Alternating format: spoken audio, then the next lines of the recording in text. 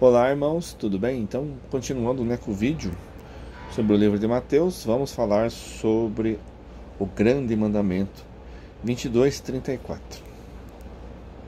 E os fariseus, ouvindo que ele fizera emudecer os saduceus, reuniram-se no mesmo lugar.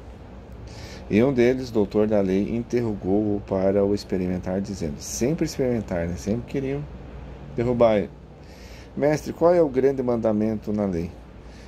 E Jesus lhe disse: amarás o Senhor teu Deus de todo o teu coração e de toda a tua alma e de todo o teu pensamento. Este é o primeiro e grande mandamento. E o segundo, semelhante a este, é: amarás o teu próximo como a ti mesmo. Destes dois mandamentos depende toda a lei e os profetas. É verdade, irmão, se nós fizermos amar a Deus sobre todas as coisas e ao próximo como a ti mesmo, até eu tenho um vídeo no canal, 2 vídeos separados.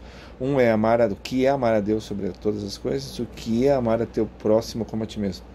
Dá uma olhada lá nesses vídeos, são bem bacanas, assim, bem esclarecedores sobre o que é amar a Deus sobre todas as coisas e sobre o que é amar o próximo como a ti mesmo. Não é assim tão simples como a gente pensa.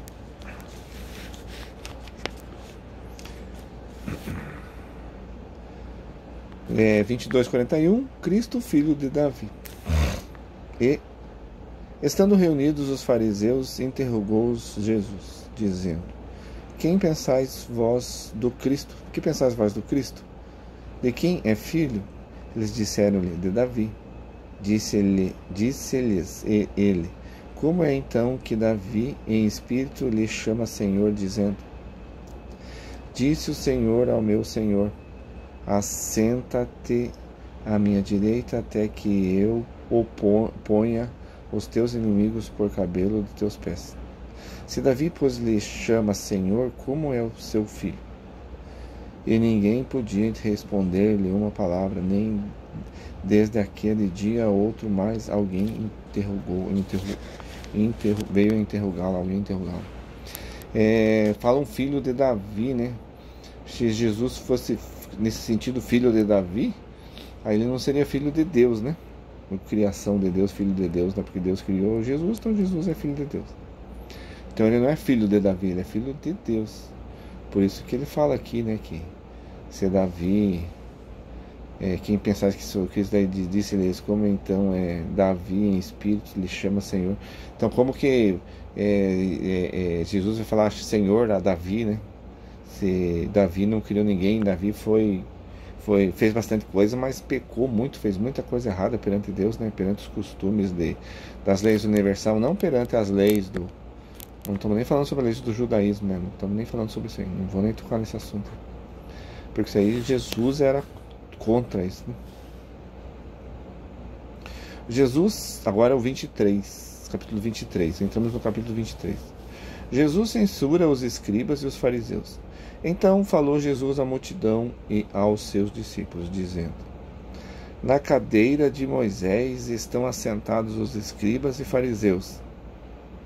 Observai, pois, e praticai tudo o que vos disseram, mas não procedais em conformidade com as suas obras, porque dizem e não praticam. Então eles estão falando aqui que esses sacerdotes, eles sentam na cadeira de Moisés, onde Moisés sentou, porque Moisés foi o primeiro, né? Daí esses outros sacerdotes vieram depois. Mas eles falam assim, eles fazem o povo cumprir, mas eles mesmos não cumprem o que deve ser cumprido, né, da lei. Pois atam os fardos pesados e difíceis de suportar ao seu povo, né? E os põem aos ombros dos homens. Eles, porém, nem com o dedo querem movê-los. Quer dizer, ficava só de boa, né? E o povo que trabalhasse, se virasse como podia. Não é muito distante do que tem hoje, né? Hoje está a mesma coisa. Os políticos aí fazendo o que eles fazem, né? De bem bom, estão no bem bom e o povo morrendo, né? Mas a justiça está chegando, graças a Deus. Até 2057 a justiça vai aparecer, bastante justiça. Vai continuar aparecendo, mas de 2022 até 2057 vai aparecer bastante justiça. E fazem todas as obras a fim de serem vistos pelos homens, pois trazem largas filacterias e alargam as franjas dos seus vestidos. Aquele negócio igual tem na igreja católica, né? Faz aquelas coisas suntuosas, bonitas, só para poder aparecer, para ser distinto do povo, para dizer que o povo é diferente deles e eles que são sacerdotes e ninguém pode ser igual a eles. Mas mais é para afastar mesmo, nunca é para juntar. E amo os primeiros lugares nas ceias e as primeiras cadeiras nas sinagogas. Então eles gostam de ser ovacionados. E as saudações nas praças e os serem chamados pelos homens, Rabi, Rabi, como assim os padres, né?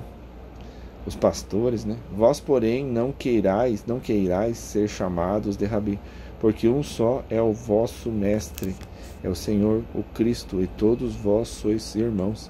Então, o único Rabi que tem, né, que é o Senhor, é o Jesus, né? O resto é tudo, nós somos todos irmãos. Então não precisa chamar ninguém de mestre, de Rabi, de pai, padre, né? Porque padre quer dizer pai, não é teu pai. E a ninguém na terra chameis o vosso, nem pastor também, né? E a ninguém também chameis vosso pai, padre, né? Já está falando aqui padre, né? Porque um só é o vosso pai, e o qual será nos céus. Então padre significa pai, então está falando aqui para você não chamar ninguém de pai espiritual, porque pai espiritual só tem um, que é Deus que está nos céus. O pai que tem aqui embaixo não é nada. Não confunda-se, não vá ficar sob o jugo deles aí que você vai penar bastante. Nem vos chameis mestres, porque um só é vosso mestre, que é o Cristo. Também não chamar ninguém de mestre, né? Mestre, quando tinha os chineses, né? Mestre. Não chamar ninguém de mestre, né? Nenhum sacerdote, nada, nenhum outro, fora da religião católica e da religião espírita e da religião... Tem o budismo, tem um monte de coisa, né, que chama mestre, né? Não chamar ninguém de mestre também. Porém, o maior dentre vós será vosso servo. Quer dizer, o que mais vir para trabalhar para os outros será o maior dentre vós, dentre nós, né? E aquele que é servido é menor entre nós. E o que a si mesmo se exaltar será humilhado, e o que a si mesmo se humilhar será exaltado. Própria palavra de estudo, né? Mas ai de vós, escribas e fariseus hipócritas.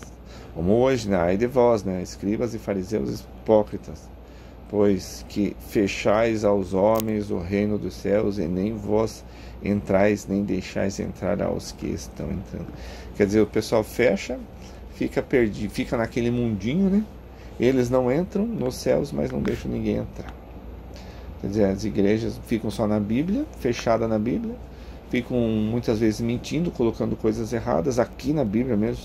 Tá a prova que tem muita coisa que não foi colocada pelo homem, né? Porque lá no passado, quando foi começar a escrever, foi escrito em aramaico, né? Então foi o homem que era, os homens judeus que eram voltados para a crença judaica. Então começaram a colocar muita crença judaica para dizer, queriam provar que Jesus era mestre, era Deus, era grande, né? Daí foi traduzido para o latim, do latim, daí lá os padres que ficavam lá naqueles locais fechados, né? Esqueci o nome agora, né? Ficava escrevendo a Bíblia, né? Transcrevendo a Bíblia. A Bíblia era transcrita uma Bíblia a uma, não tinha tipografia, nada, né? Eles ficavam fechados nesses lugares escrevendo cada um, e muitas vezes faziam conforme queriam fazer. Aí lá no Concílio de Trento, a igreja pegou e só deixou o que ela achava que tinha que deixar. E nisso já começaram a colocar um monte de coisa aí só para puxar para o lado da igreja, né? Mas muita coisa não foi de Jesus que falou. Então, ai de vós, né? De novo, escribas, ai de vós, padres, pastores, papas, ai de vós, né? Hipócritas, pois que devorais as casas das viúvas sob pretexto de prolongadas orações, por isso sofrereis mais rigoroso juízo. Ai de vós, escribas e fariseus hipócritas, pois que percorreis o mar e a terra para fazer um prosélito, e depois de o ter desfeito, o fazeis filho do inferno 2 vezes mais do que vós. Faz as pessoas se perder, eles mesmos se perdem e faz as pessoas perder junto, né? e coloca medo através do inferno, coloca medo através de um monte de dogmas que eles mesmos colocaram, que Jesus não trouxe. Ai de vós, condutores cegos, pois que dizeis: qualquer que jurar pelo templo, isto nada é, mas o que jurar pelo outro templo, esse é devedor. Então não jurar por nada, né, irmãos? Não falar por ninguém, né? Porque só Deus que está no céu, e Jesus não precisa que se fale por ele. Jesus trouxe a luz, que é os evangelhos. Insensatos e cegos, pois qual é maior, o ouro ou o templo que santifica o ouro?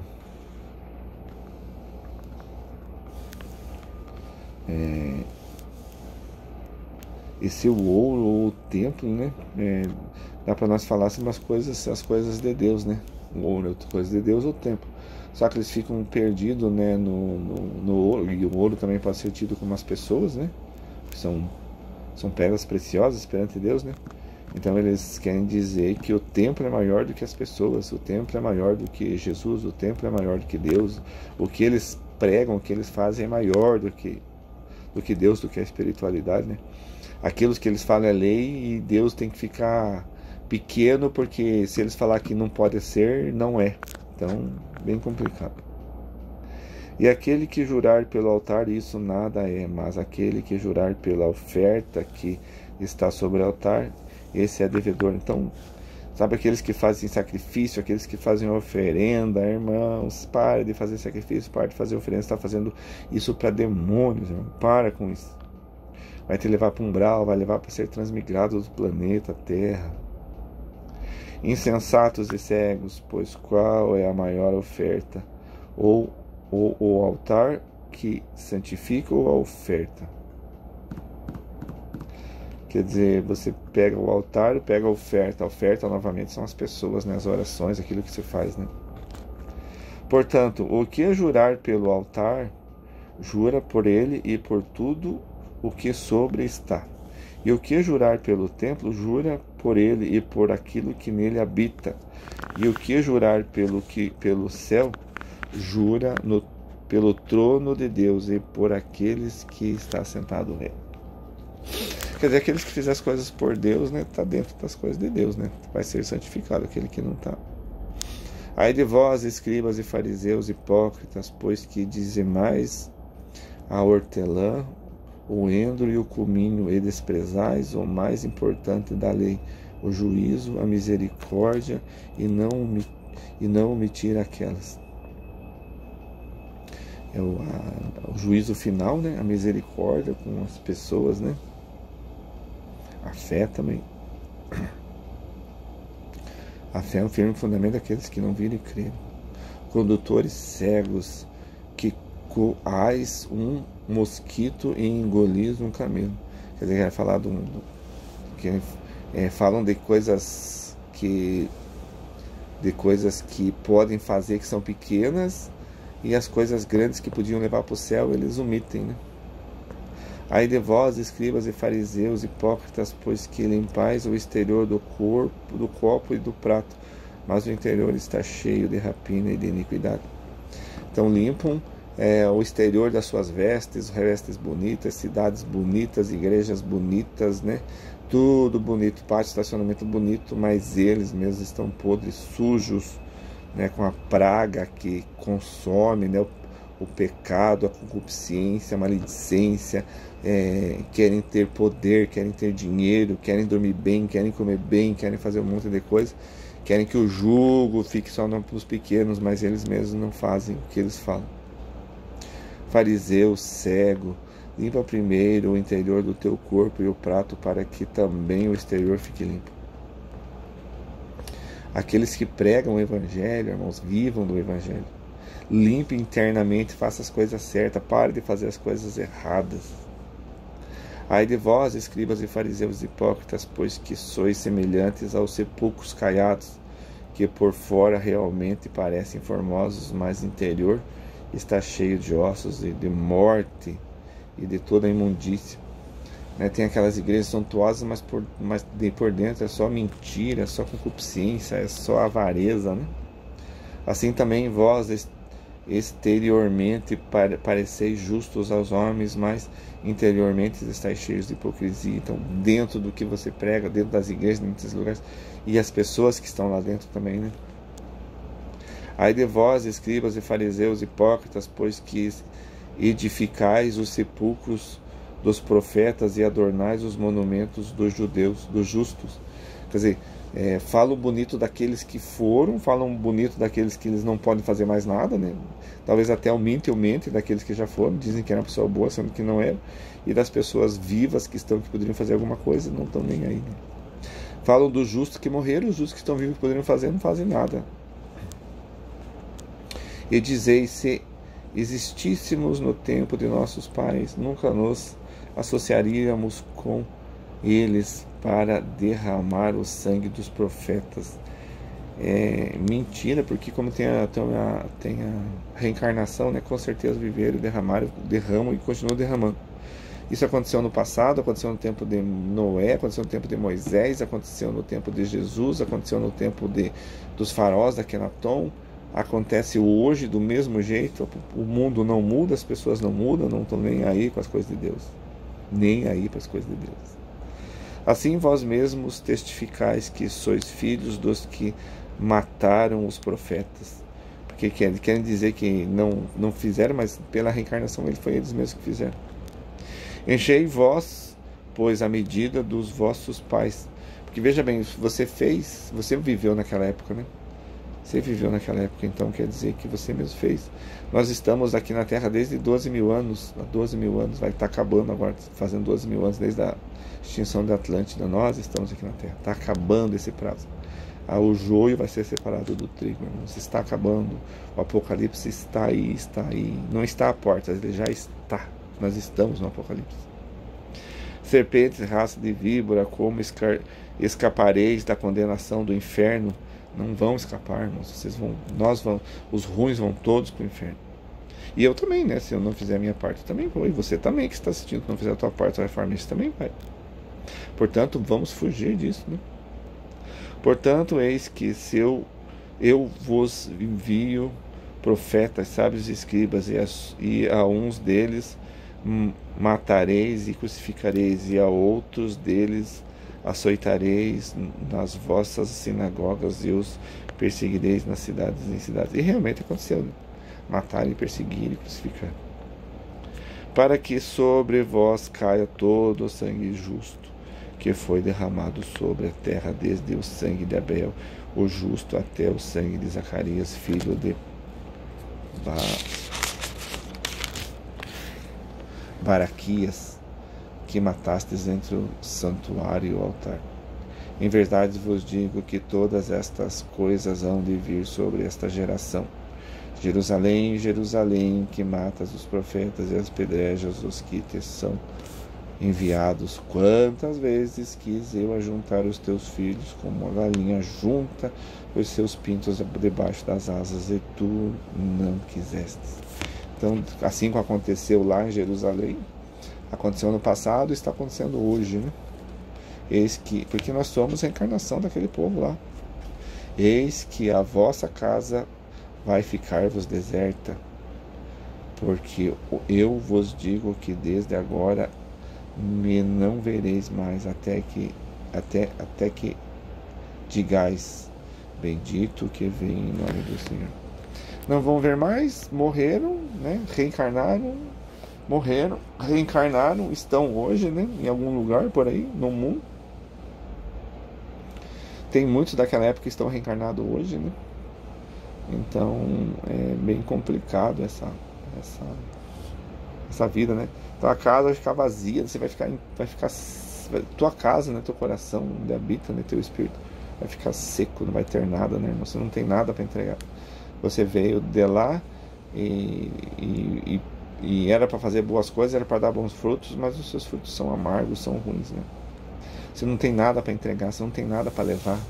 Você vai de mãos vazias, vai devendo ainda, né? Além de não levar nada do bem, ainda vai devendo coisas, né, irmão? Então, esses irmãos aí vão todos ser transmigrados. Todos que estão falando desse jeito serão transmigrados. Tá bom, irmãos? Espero que os irmãos entendam. Terminamos o 23, na próxima estaremos no 24, o sermão profético, o princípio das dores. Tá bom, irmãos? Deus abençoe, a paz de Deus.